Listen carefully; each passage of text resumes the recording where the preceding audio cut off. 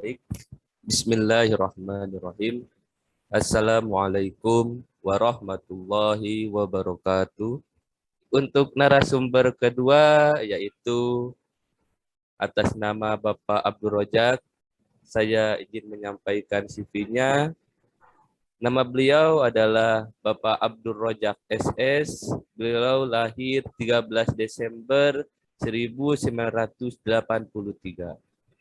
Pendidikan beliau S1-nya di STBA Yapari tahun 2006 dan S2-nya beliau sekarang sedang melanjutkan di Uninus Bandung. Jadi di sini kita mahasiswa dan alumni Uninus kebanyakan.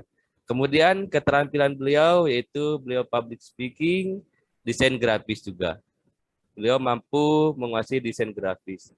Kemudian pengalaman kerjanya, beliau adalah Direktur Utama CV Mitra 3 Setia Kawan, kemudian Kepala Sekolah di SMK Darul Hikam 2017 sampai sekarang. Kemudian pengalaman organisasinya yaitu Sekretaris FKK SMKS Kabupaten Subang dan Kabid SDE FKK SMKS Jawa Barat. Kepada Bapak Abdul Rojak, waktu dan tempat saya persilakan. Waktu 15 menit ya, mohon maaf Bapak, saya ingatkan.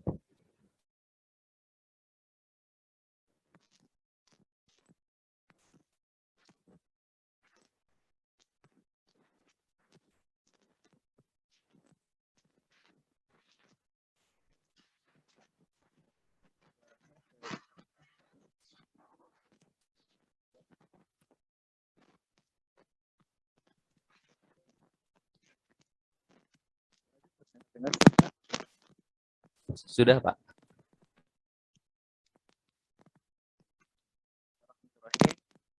Assalamualaikum warahmatullahi wabarakatuh. Waalaikumsalam warahmatullahi wabarakatuh. Alhamdulillah.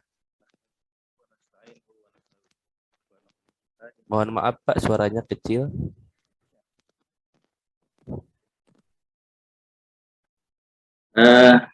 Jelas Pak suaranya? Sangat jelas Pak, terima kasih Pak. Harus pakai suara luar. Ya. Baik, bismillahirrahmanirrahim. Assalamualaikum warahmatullahi wabarakatuh. Waalaikumsalam warahmatullahi wabarakatuh. Alhamdulillah, nahmaduhu wa nasta'inuhu wa nastaghfiruh wa na'udzubillahi min syururi anfusina wa min sayyiati a'malina. May yahdihillahu fala mudhillalah wa may yudhlil fala hadiyalah. Asyhadu an la ilaha illallah wahdahu la syarikalah wa asyhadu anna Muhammadan abduhu wa rasuluh, amma ba'du. Yang pertama dan paling utama, saya ingin mengucapkan banyak terima kasih yang sebesar-besarnya pada Ketua IEC dalam hal ini yang terhormat Ibu Dr. Helma yang sudah memberikan kesempatan pada saya dan juga waktu untuk bisa sharing pengalaman, untuk bisa sharing pengetahuan dan wawasan, terutama di tingkat sekolah menengah kejuruan. Sebelumnya saya mohon maaf karena kondisi agak sedikit kurang maksimal karena baru pulang dari Jogja kemarin. Mudah-mudahan tidak mengurangi rasa semangat saya untuk terus berbagi, untuk terus mencari pengetahuan, wawasan, dan ilmu bersama orang-orang hebat di sini, di IEC, bersama dosen hebat, bersama para peserta yang hebat yang sudah meluangkan waktunya untuk mengikuti kegiatan ini. Bapak dan Ibu yang saya hormati, sesuai dengan tema yang diberikan ataupun yang ingin saya paparkan dalam kesempatan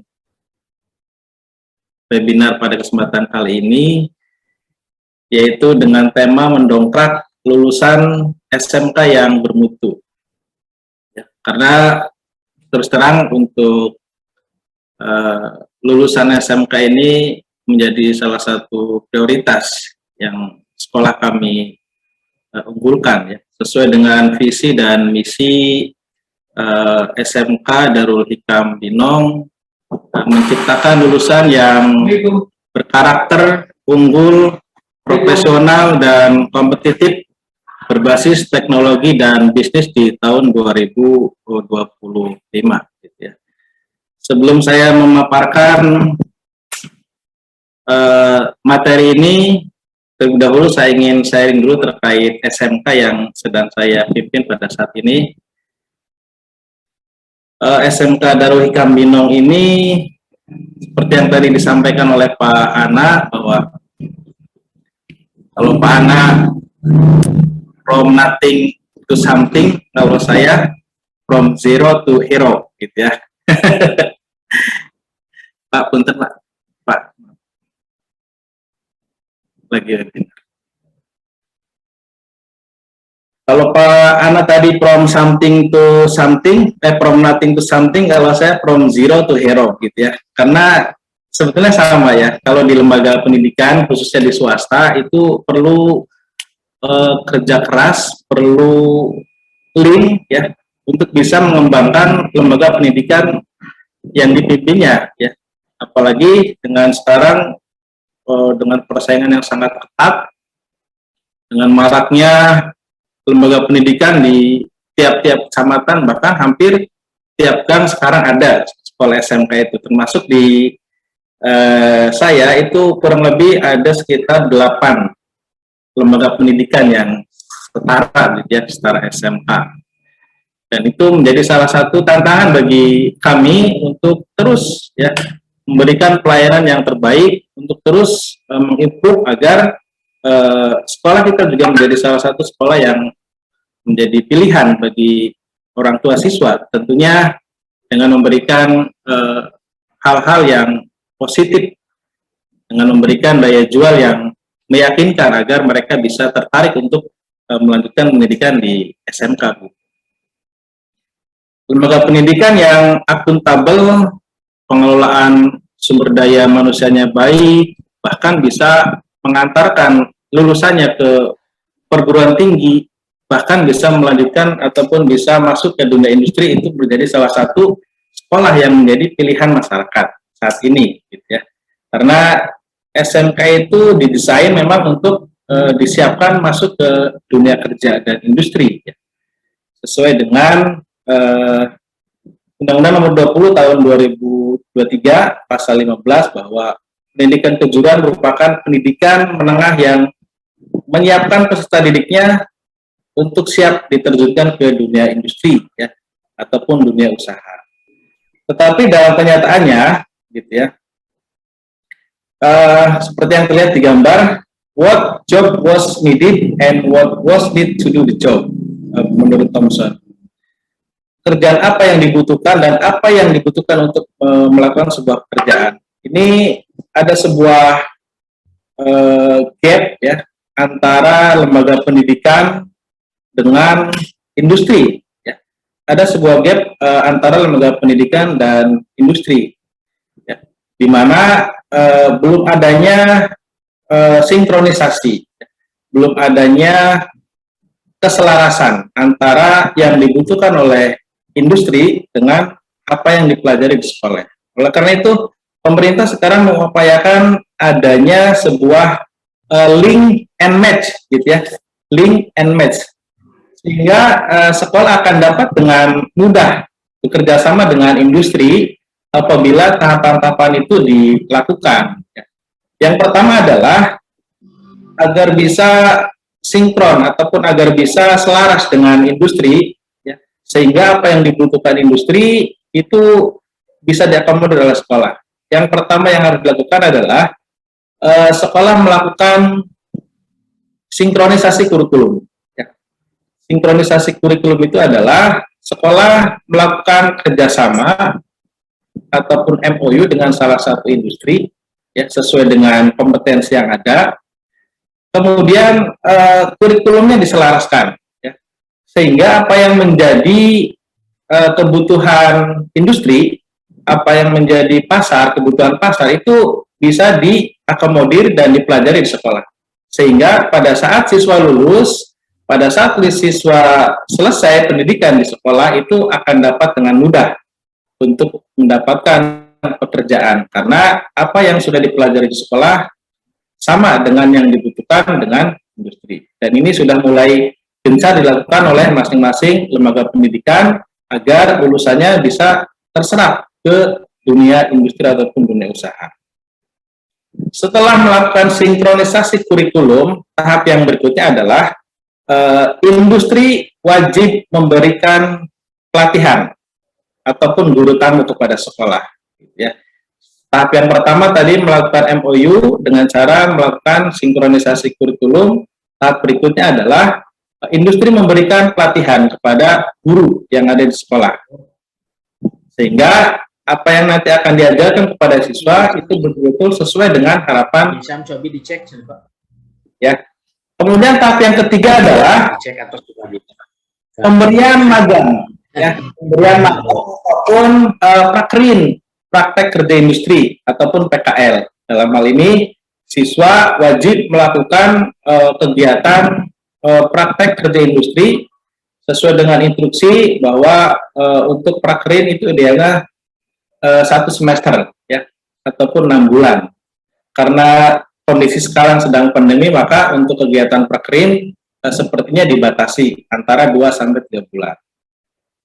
Tahap berikutnya adalah sertifikasi kompetensi, ya, baik untuk siswanya ataupun untuk gurunya, ya, melalui uji kompetensi LSP P1, LSP P2, dan LSP P3.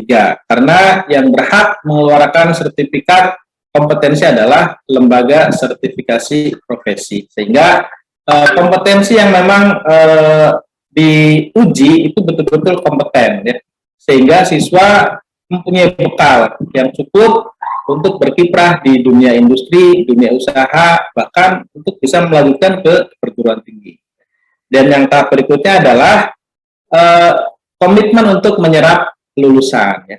Sehingga diharapkan MOU dengan industri ini tidak hanya sebatas melakukan kerjasama, foto bersama, kemudian masuk ke media massa, tetapi juga harus ada bukti nyata, ya, bukti real bahwa lulusan yang memang keluar itu betul-betul sudah ditunggu oleh perusahaan. Nah, makanya dengan kerjasama yang baik dengan berbagai pihak, itu menjadi salah satu aspek yang sangat penting dalam dunia pendidikan, khususnya di SMK. Di samping itu juga ada aspek lain yang memang sangat mendukung maju mundurnya sebuah lembaga pendidikan, khususnya di SMK, yaitu adalah faktor eksternal, ya. Dalam hal ini masyarakat sekitar, orang tua, dan lain sebagainya, ataupun pihak ketiga. Itu juga sangat membantu sekali, gitu ya. Karena kalau diibaratkan seperti kendaraan, lembaga pendidikan itu seperti mobil. Ada yang posisinya sebagai setir, ada yang posisinya sebagai ban, ada yang posisinya sebagai kursi, dan itu menjadi satu kesatuan yang tidak bisa dipisahkan, gitu ya. Termasuk antara orang tua siswa, guru, sekolah, itu menjadi satu kesatuan yang tidak bisa dipisahkan, sehingga perlu adanya satu kerjasama yang baik, ada satu kolaborasi agar apa yang menjadi visi dan misi sekolah itu bisa tercapai dengan baik dan mudah, sesuai dengan tujuan yang ingin diharapkan, menciptakan lulusan yang berkarakter, unggul, profesional, dan kompetitif berbasis teknologi dan bisnis tahun 2025. Ya. Mohon maaf Bapak, 3 menit lagi Pak. Oh, 3 menit lagi? Cepat banget. Baik Bapak dan Ibu sekalian, tidak banyak nanti yang ingin saya sampaikan. Ini hanya memberikan tips saja agar kalau tadi Bu Dokter 3 MB ya? 3 MB. Oh, 3B. 3B. Kalau saya 3M begitu ya. 3M. Itu 3M mulai, ya, kalau misalkan kita pengen sukses, kalau kita pengen maju, itu tentunya tidak lepas dari pola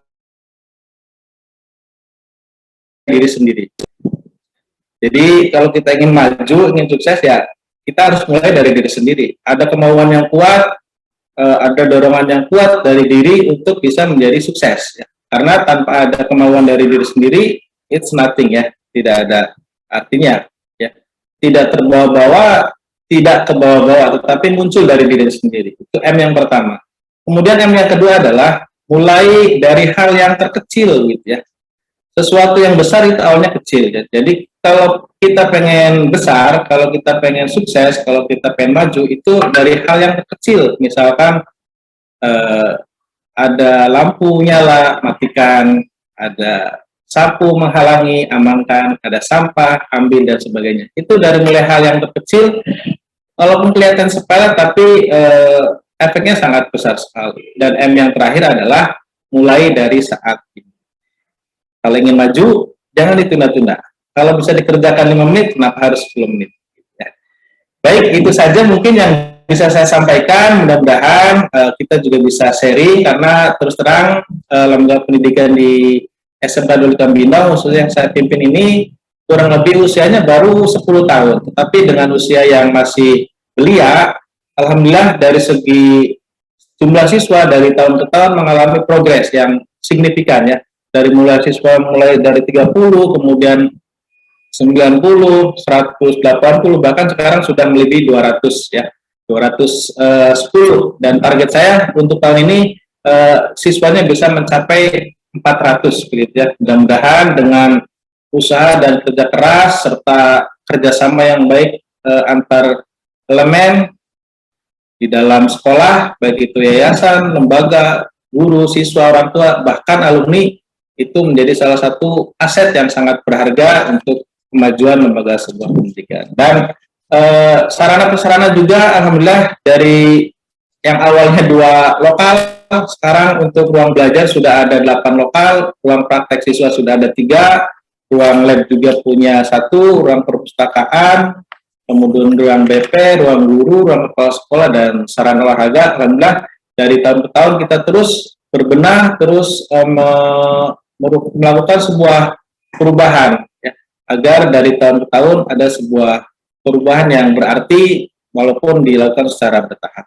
Mungkin itu saja yang bisa saya sampaikan. Mudah-mudahan kita bisa terus mengemban amanah untuk terus melaksanakan tugas dan fungsi kita selaku tenaga pendidik dan pendidikan untuk menjadikan sekolah yang bermutu unggul di tahun 2020. Terima kasih. Assalamualaikum warahmatullahi wabarakatuh. Waalaikumsalam warahmatullahi wabarakatuh.